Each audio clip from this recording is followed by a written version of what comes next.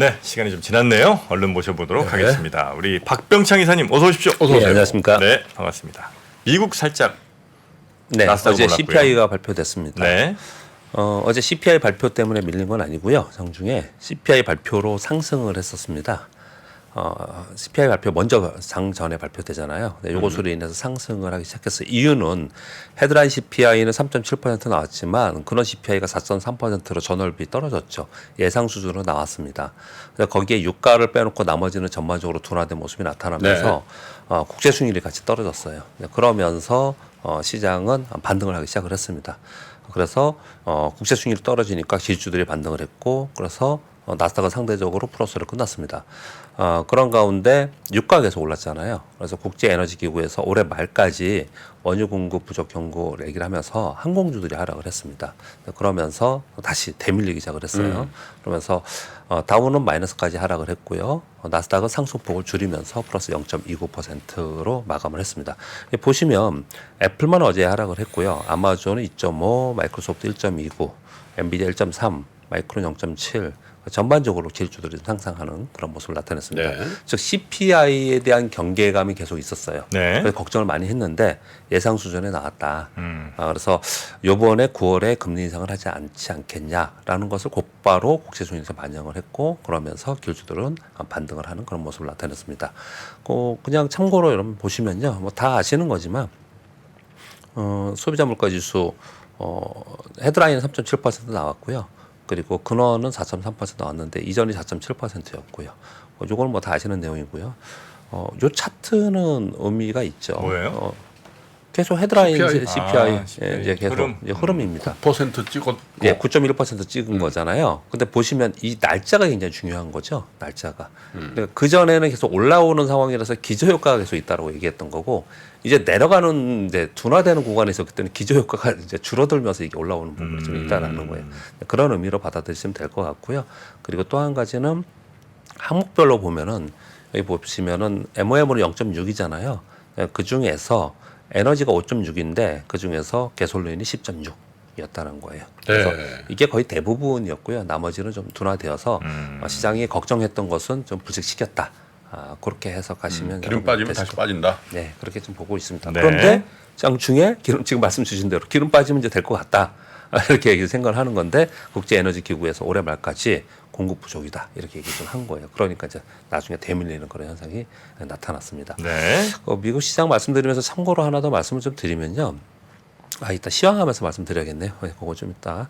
어제 코스피가 0.07% 하락했고 코스닥이 1.7% 하락했는데 사실 지금 미국 시장은요, 좁은 대역에서 그냥 왔다 갔다 하고 있어요.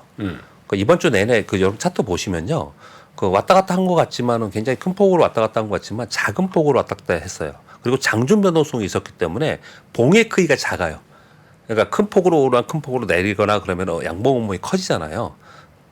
또는 꼬리가 길든지. 근데 봉의 크기가 작아지고 위아래 꼬리만 형성되는 그런 모습을 나타내는 것은 장중 변동성만 있고 일간으로 이번 주간 뭐 이제 금요일 날 끝나고 나면 물론 금요일 날 선물랑 동시 만기가 있어서 어떨지 모르겠지만 크게 시장이 움직이지 않는다는 거예요. 그래서 변동성이 줄면서 방향이 없는 그런 시장의 흐름이 나타나고 있거든요.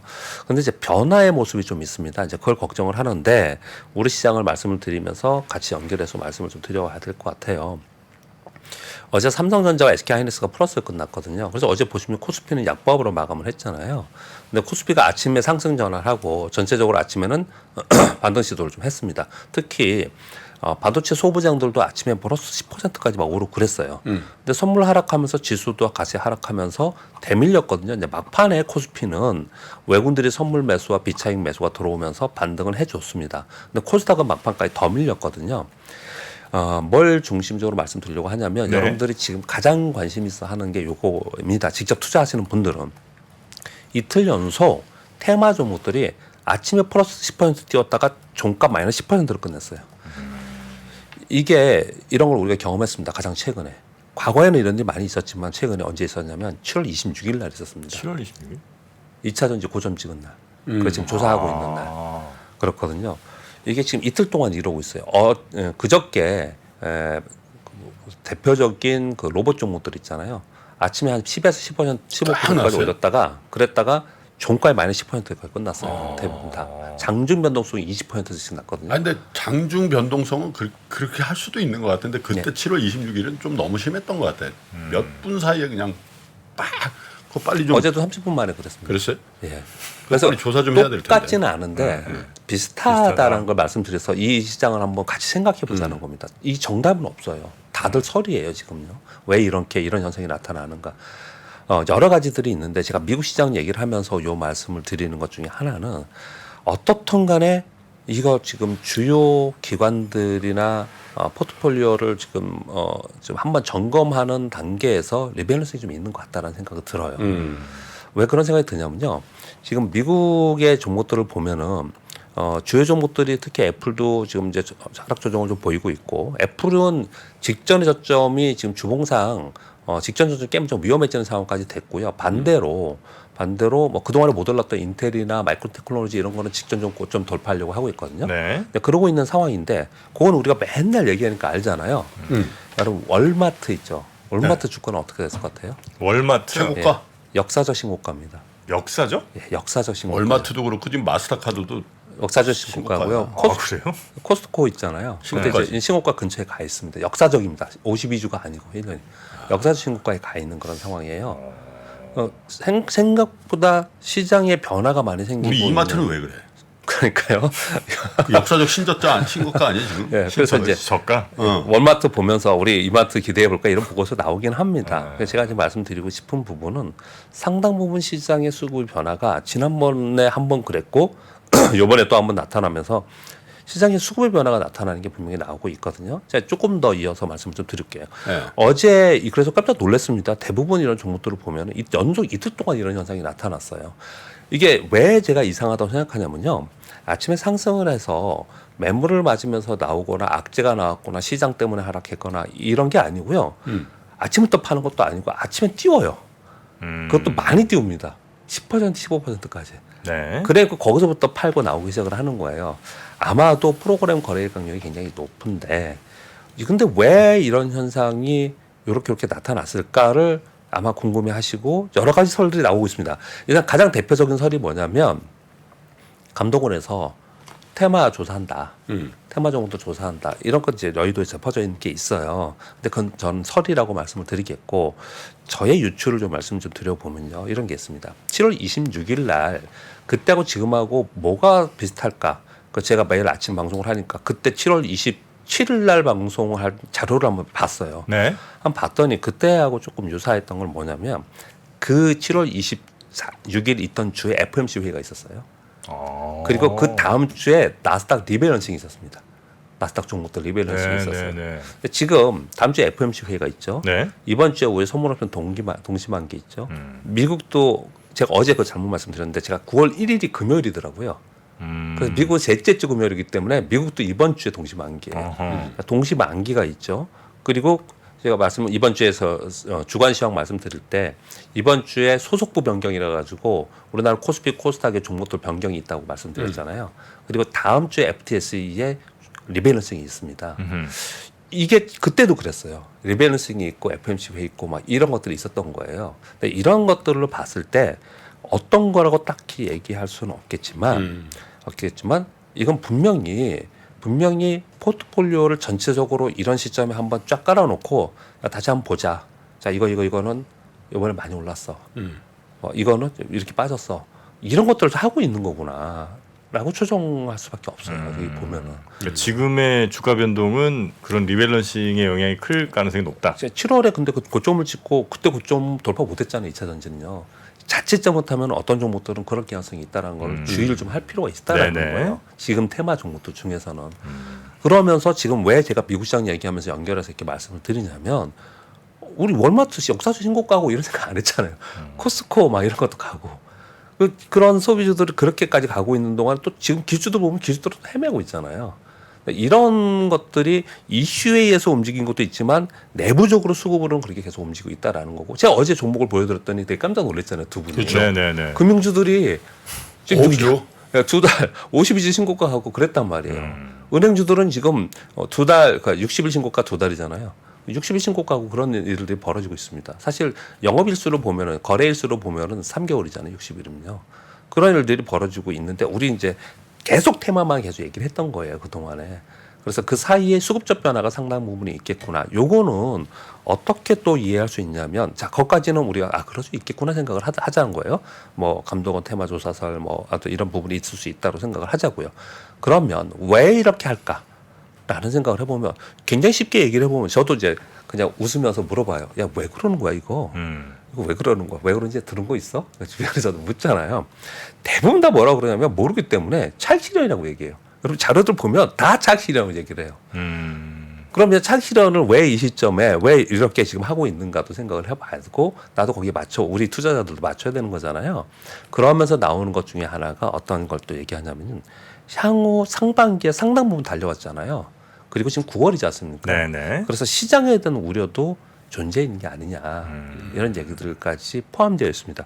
그래서 한 3가지 정도가 전체적으로 복합적으로 작용을 하고 있는 것 같은데 제가 이거 참 이거 좀 심하다라고 생각하는 부분은 너무 의도성이 보이는 거예요.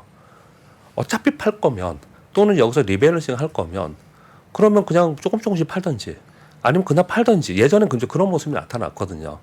근데 요즘에는 지금 7월 달로 그랬고 요 이틀 동안 어땠냐면 아침에 띄운다니까요.